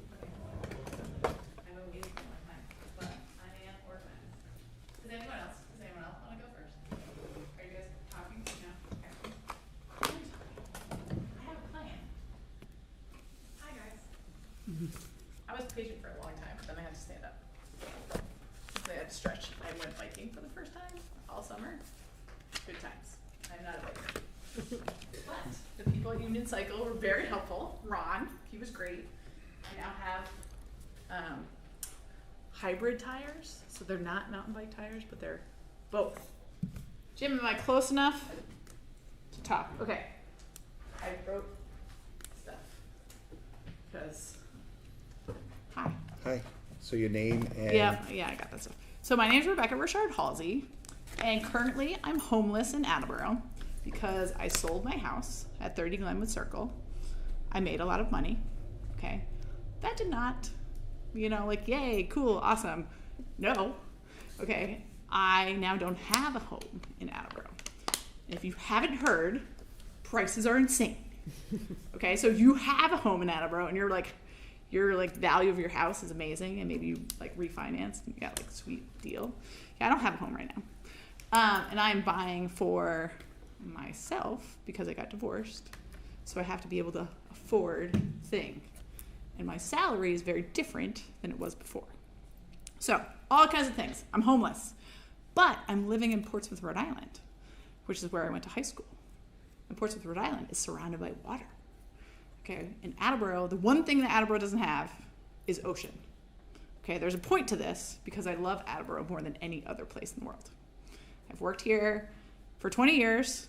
I was hired, I was 21 years old. I was hired to teach history to 9th graders. Thank goodness I was taller than them. It's really pretty much all that saved me. And I was hired in August of 2001. And 6 days after my first day on the job, 9/11 happened. So imagine where you were, 9/11. Imagine being a 21 years old. Well, I was 21, not even 22 yet. 21 years old, 9/11 happened. And then I came to school the next day. And that impacted me and has impacted my teaching my entire career. And actually kind of led me into the various things that I've done as an employee for Attleboro Public Schools. So I started off as a history teacher. I love history. I'm not very good at teaching it. I personally felt I was not very good at it. Because it was so hard for me, I found it not fun.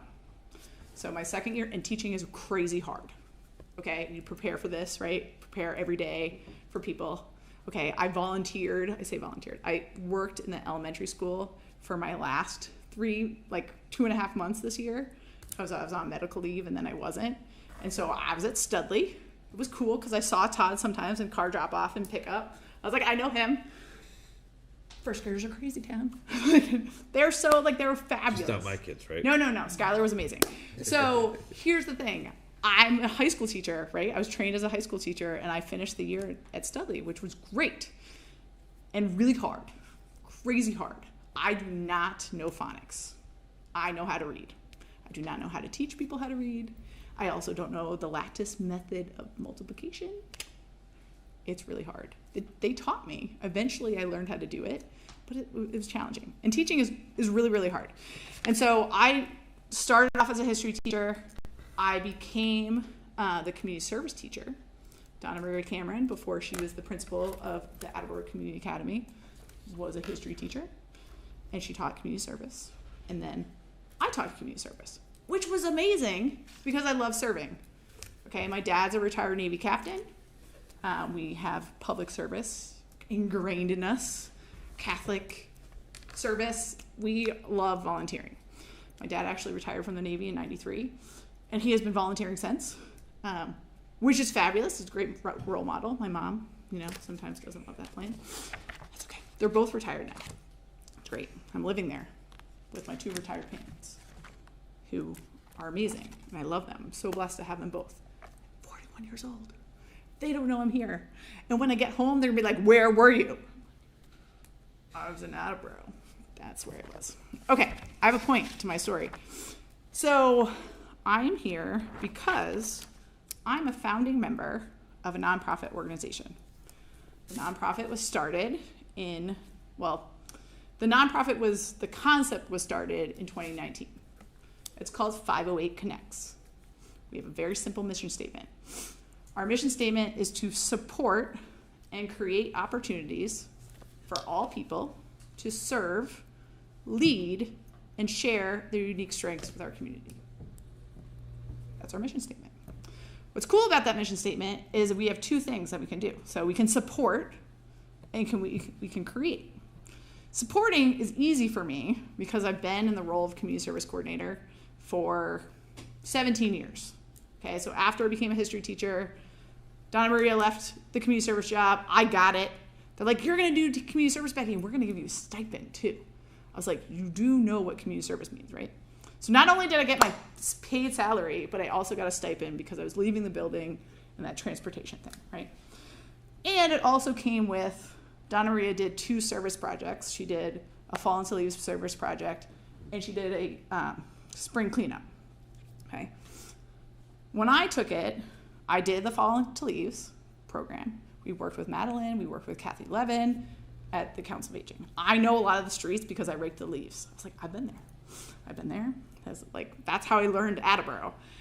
And then we did the cleanup, but then Dot Tamio, who was a former special ed educator, she was coordinating the Special Olympics for the Attleboro area Special Olympics school day games. And I was the community service teacher, so she's like, Becky, I don't even know if she knew my name. She said, I need help with this event. And I said, okay. So I brought my students, we helped her out at the event, and then she retired. And so she's like, you're in charge. It's like, cool, I really like this event a lot. And I worked in events at URI, and so I modeled the student entertainment committee positions into positions for students to actually run the event. And so since 2005, the Attleboro Area Special Olympics School Day Games, I like to call it the Attleboro Area School Day Games for athletes of all abilities. It's really how we should mention it because it's also unified. So since 2005, we have been a student-run organization, meaning people apply, they interview, I interview them, and I pick the ones that I want to work with on our team. And then those students, then we do more, like obviously we have 300 student volunteers on the day of the event. We have approximately 120 community volunteers and about 4,000 people who come to this event. If you have not been to the event, you are welcome to come when we have it next, okay? But if you haven't come, it's an amazing thing. People who have attended the event are always very impressed. It is attended by 4,000 people. It is the largest event of its kind in the state of Massachusetts. And is the only event of its kind that large run by students. So students from Attleboro High School, Bishop Feion High School, and North Attleboro High School volunteer at this event, and they actually lead the event. So if you go to the event and you ask for someone, okay, our coordinators wear a different color shirt just to help us to identify, but we all look alike, right? So the only difference between myself and the volunteers is simply I've been doing this for a long time. It's always very fun. One of the worst jobs, and we still need people to do them, is a bad job, but people are like, you want to volunteer? Cool, you're going to work the gate.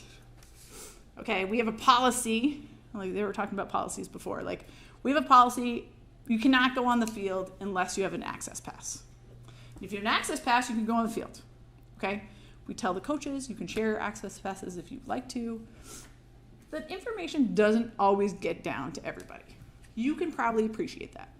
You have a thing, you told the people, and they didn't hear you, and they don't actually know, so when they go to experience it, they're like, I didn't know.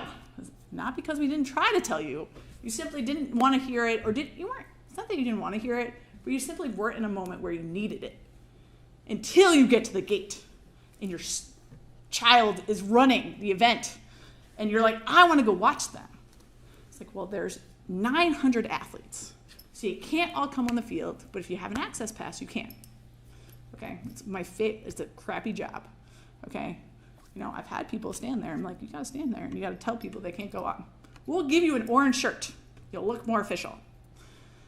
They always are like, okay, well, we want to talk to the person in charge. I put my husband there once, my ex-husband. He's tall, but yet he was flustering. And, I came over. I was like, okay, what's the problem? This guy's like, I want to go on the field. Cool, you can't. You don't have an access pass. Well, I want to talk to the person in charge. Well, here I am. What would you like to say? Then they stop right there. It's cool. But my point is that my event is student run. All of my student coordinators, we are all on the same level. I always tell them this. I say, you are not any different than the student volunteers who are coming the day of. The only difference is that you've elected to have that responsibility. Okay, you've been trained, which is great. But at the beginning of the year, when we interviewed for people, you decided you wanted to take on that responsibility. And that's the only difference that you have, okay? So that's a model that works really well for me. I modeled AHS student ambassadors after that same model. Last year, I was out on medical leave, and we were still in school, and I had trained my ambassadors. We had gone through a system, they did the training, they ran that organization without me. It was amazing. It was fabulous. I was like, I figured it out. So, Have I figured out everything? No. I am the experiential learning coordinator. I used to be, actually. I used to be the experiential learning coordinator at Attleboro High School. We know what that means. Experiential learning. Can anyone? This is class. Can someone tell me what experiential learning means? No, because we're not, so, Becky, You- I okay, need, I I might need you need to quick it I need up. you to Okay. tell us what the issue of Thank you, city Mark. business is. Thank you. Okay, city business is I would like, so I was nervous. Thank you, Mark, for letting me know. Okay. So I have a nonprofit organization and I have companies that fall under that nonprofit, which will be student run. Okay, I've never created a business before. I'm learning these things as I go. But I've had students who were like, I want to be an entrepreneur. I was like, oh, I don't know any. Well, I know some entrepreneurs, but let's all be them and we'll figure it out. So I'm going to quickly tell you them because they're intersecting with city because I want to do an event on September 11th, which is a National Day of Service and Remembrance. I asked the mayor today if we could repaint the lines in the city for the red, white, and blue lines. Have you been to Bristol? Okay, I can't ask questions. If you've been to Bristol, Rhode Island, recently, you can tell that they repainted all the lines. And there is a feeling I get, when I go down the street, I'm excited and I'm proud of my state, I'm proud of our city, I'm proud of our country when the flag colors are represented. In Attleboro, we lost an Attleboro resident and an HS grad on September 11th into the Trade Center on a plane. Neil Goodchild wrote a book about his experience on that day. Actually gave it to Paul to read because we are a community and we lost a member of our community. And we lost a lot of other people, and we've lost thousands of people in the last 2 years.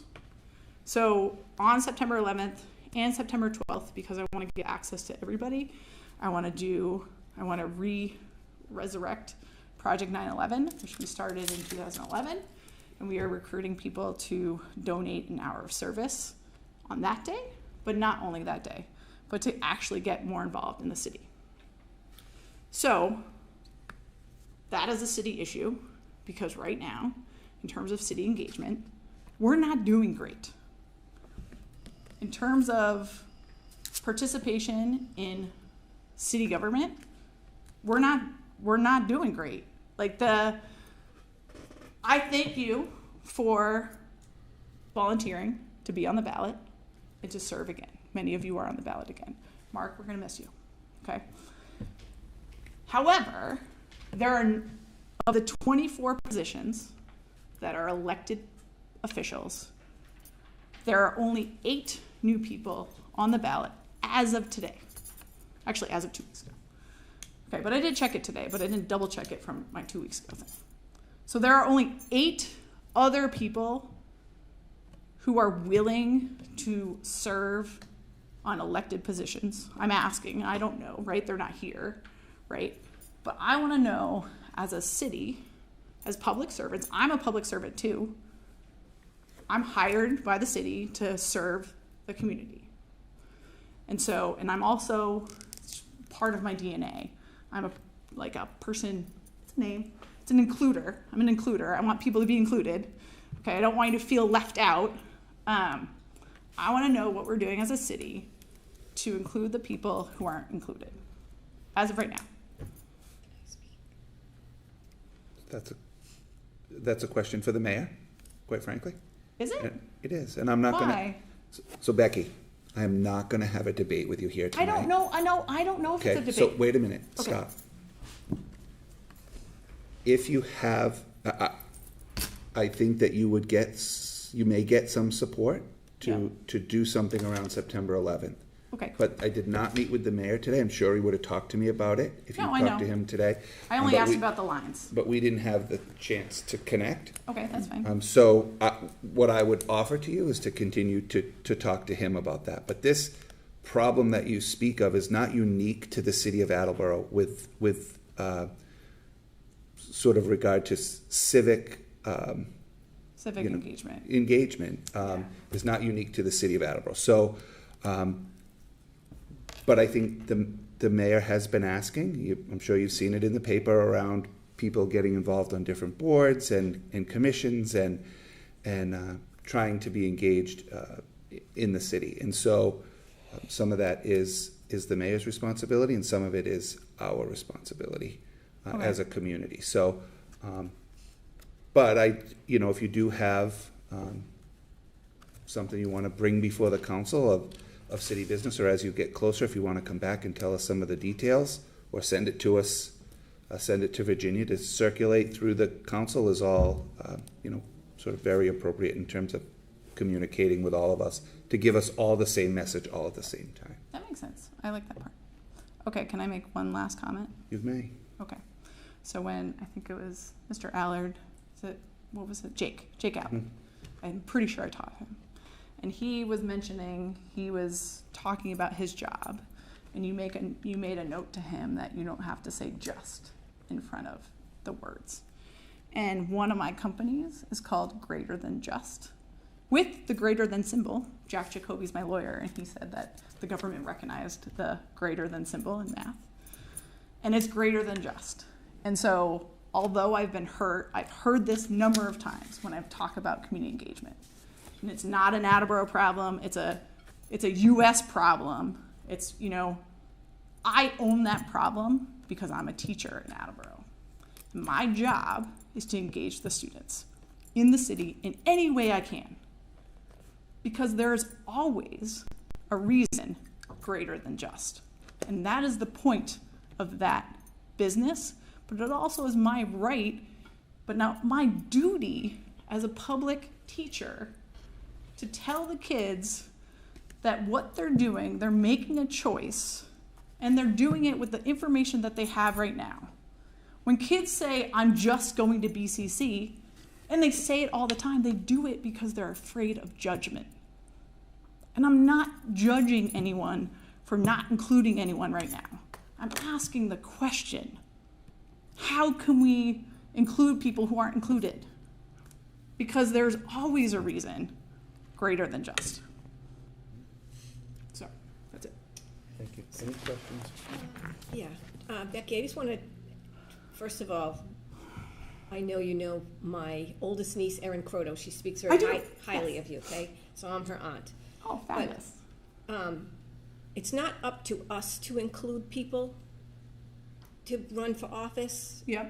We try and encourage. I mean, we've been, honestly, as soon as you created this big problem. So, it's all your fault. So, but I know I've spoken to several of you about this. Like, do you know anybody else in Ward 2, So, yes, we've tried, but it's out there, and it's up to them to say they want to run, Just like when I first ran, I was sitting on my couch complaining about the people sitting up here, the old men and stuff. And yeah, and then my husband said, get off the couch and go sign up. And I said, I will, and I did. So it's not up to us to decide, it's up to the people to decide. And it's out there, and I wish more people were running. I wish 6 more people were running at large. Sorry, guys. But no, I just mean, just kidding.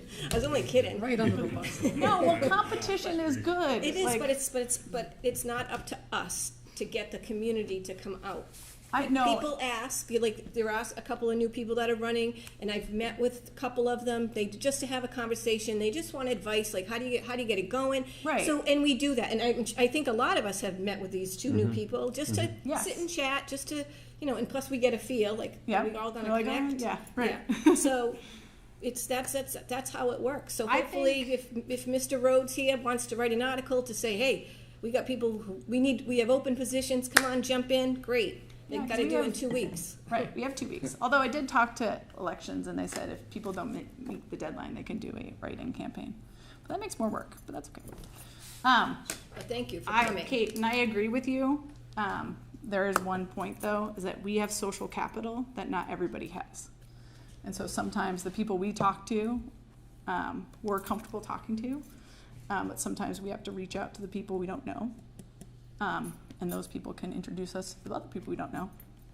So that's it. All right. Thank you. Thank you. Is there anyone else, is there anyone else here that would like to address the council on any issue, matter of city business? Seeing none, I'd entertain a motion to arise. Second. Thank you. Motion is in order. A roll call vote will begin with Councilor Blair.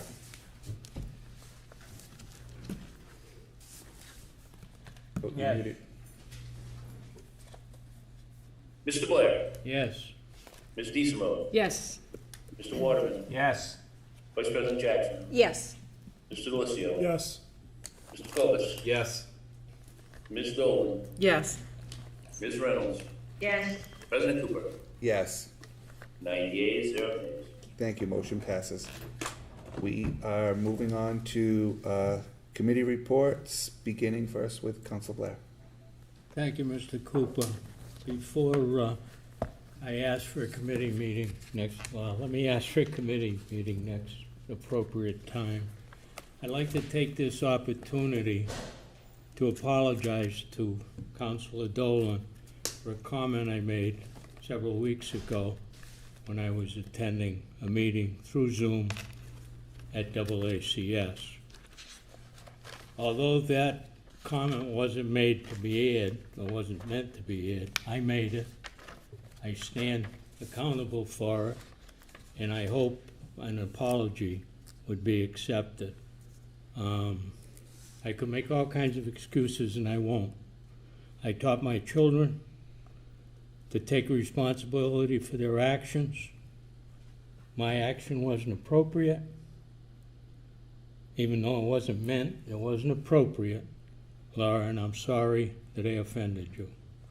I hope you can accept my apology, and we can move on to do what we've elected to do, to take care of the business for the city of Attleboro. I also apologize to anybody else that I offended, not knowing I've offended them. I'd like to apologize to my family for any embarrassment that they got through the local newspaper and the comments that were made about me. I've been in office for 22 years, Laura. I've taken some awful shots. I don't go on social media, but I get those shots. People come to me and say, you know what they said about you? And I say, no. But it's a true apology, Laura. It's not, I tried to get in touch with you. I left you a message. I didn't push it beyond that. I asked you to call me back. I do apologize. It wasn't what I intended. It was caught with that great equipment they got over at AACS. And I didn't know I said it till Mark called me the next day. Thank you. And I apologize, Laura. Hope you can accept it. Thank you. Did you called for a committee meeting? Thank you. Thank you. President Cooper, our traffic and transportation has nothing to report this evening, but would also call for a meeting at the next appropriate time. Thank you. Council Waterman. Yes, Personnel, Veterans, and Human Services has no business tonight, but we will meet at the next appropriate time. Thank you. Vice President Jackson. Thank you, President Cooper. Public Works Committee has no business this evening, but would like to call for a meeting at the appropriate time. Thank you. Budget and Appropriations has no business tonight. We'd like to call for a meeting at the appropriate time. Thank you. Council Clovis. Zoning and Land Use doesn't have any business tonight, but we call for a committee meeting at the next appropriate time. Thank you. Council Reynolds. City Property and Plans Committee has no business this evening, and I would like to call for a committee meeting at the next appropriate time. Thank you. Council Dolan. License Committee has no business this evening, and we'd like to call for a committee meeting at the next appropriate time, please. Thank you. Council Waterman, you are the second for, or are you for capital improvements? Council Waterman. Call for committee meeting for Richard at the next appropriate time.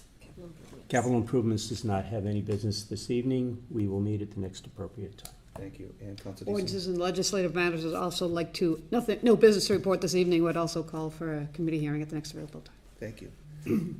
There is no old business. There is no new business. Before I entertain a motion to adjourn, just to quickly review the Thursday night's meeting. Again, people can be here individuals can also Zoom if they so choose. Just let us know what your plan is. I will open the meeting.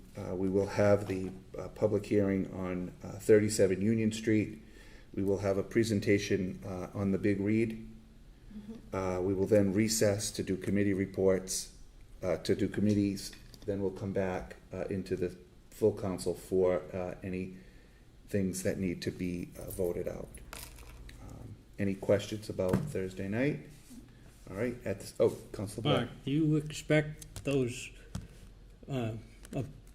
sent into committee that we got to sign to committee tonight to be voted on Thursday night? To the extent you can, because that's a good point, Councilor Blair, because it'll be a month before those, the department heads can move those through the process. Well, some of them, Some of excuse them- me. Some of them you may not be able Need more to. time than 2 days. Yep, some of them you may not. I've got some that are just automatic, we do them every year, but there's some that were brought down tonight and a sign that I think take more study. Yeah, What's there will available. be some of those that need more time, but that's, up to the committee and the committee chair, and we will move whatever comes forward through the full council that's ready for that. And if there is anything over the next 2 days that the mayor needs to do within the next month, we may or may not get a mayor's communication. So we'll deal with that at the time. Any additional questions, comments? Seeing none, roll call vote will begin. Entertain a motion to adjourn. Second. Thank you. Motion is in order. The roll call vote will begin with Councilor Blair. Mr. Blair. Yes. Ms. DeSimone. Yes. Mr. Waterman. Yes. Vice President Jackson. Yes. Mr. Delizio. Yes. Mr. Cobus. Yes. Ms. Dolan. Yes. Ms. Reynolds. Yes. President Kubala. Yes. 9 yeas, 0 nays. Thank you. Motion passes. We are adjourned at 9:02. Good night, everyone. We'll be back.